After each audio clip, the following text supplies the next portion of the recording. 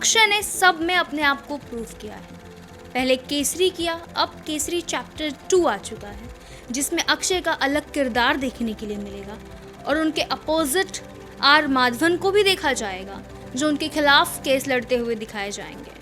और यहाँ तक कि अनन्या पांडे भी इस फिल्म का एक हिस्सा है।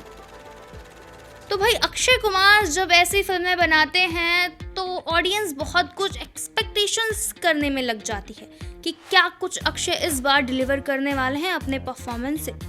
तो इस बार अक्षय कुछ कमाल करने वाले हैं, जिसके बारे में आज एक प्रेस कॉन्फ्रेंस रखा गया, जहां उन्होंने सारे मीडिया वालों से, मीडिया के जो उनके फ्रेंड्स थे, सबसे उन्होंने खास बातचीत की। हर एक इंसान का सवाल लिया गया और हर एक इंसान का सवाल बेहद खूबसूरत तरीके से अक्षय ने दिया।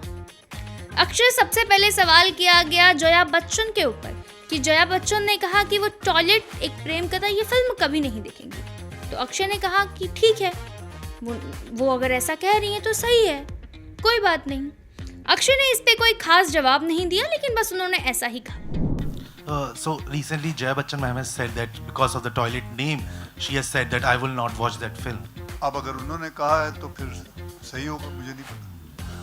अगर टॉयलेट एक प्रेम कथा एक ऐसी फिल्म बना के मैंने कोई गलत काम किया है तो फिर अगर वो कह रही है तो सही होगा। ये भी सवाल किया गया कि भाई अगर आज की युवा पीढ़ी और उस टाइम की युवा पीढ़ी दोनों में अगर कभी कुछ ऐसा हो गया कि जनरल डायर जैसा कोई ऐसे अन्याय भारत में फिर एक बार हो गया, तो आखिर वो आज की जो युवा पीढ़ी है कैसे प्रतिरोध करेगी।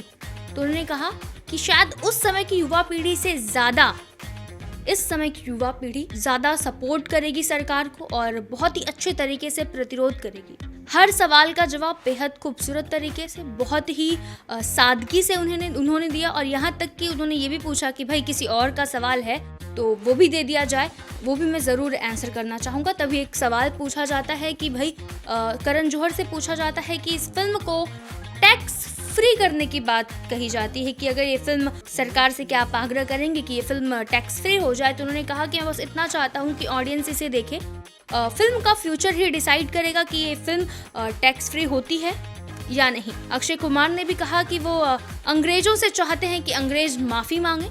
और उनके फिल्म में भी बहुत सारे ऐसे लोग थे, जो बहुत सारे ऐसे फॉरेनर थे जो जिन्होंने इस केसरी फिल्म में काम किया है। जब उन्होंने ये स्क्रिप्ट पढ़ा तो उनके आंखों से आंसू आ गया कि इतना सारा अत्याचार हुआ था अमृतसर वालों पे, यानी कि पूरे भारत में इतना सारा अत्याचार हुआ था। अनन्या पांडे ने भी कहा कि भाई मुझे तो कुछ पता ही नहीं था, जब मैं इस फिल्म का हिस्सा बनी और जब मैंने स्क्रिप्ट पढ़ा तो मुझे पता चला कि भारत देश के साथ क्या कुछ अन्याय किया गया और क्रांतिवीर जो हमारे शूरवीर हैं उन पर कितना दबाव डाला गया था। ये सब अनन्या पांडे ने कहा। और अनन्या पांडे ने ये भी कहा मुझे ये फिल्म करनी चाहिए और मैं करूँगी और मुझे अपने आप को हमेशा एक नया चैलेंज देना बहुत ज़्यादा अच्छा लगता है और वो कोशिश करती रहेंगी कि ऐसी फिल्में और वो करें। इस तरह की बातें अक्षय कुमार ने, करण जौहर ने, अपूर्वा मेहता ने, अनन्या पांडे ने की और वो चाहते हैं कि ज़्यादा से ज़्यादा लोग इस फिल्म को देखें।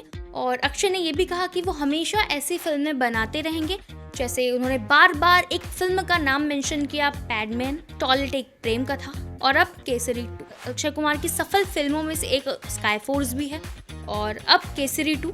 देखते हैं कि ऑडियंस को कितना ज़्यादा पसंद आता है केसरी 2 और कितना भाव पाते हैं अक्षय कुमार अपने इस तगड़े परफॉर्मेंस के साथ और अनन्या पांडे कितने लोगों का दिल फिर छू पाती हैं।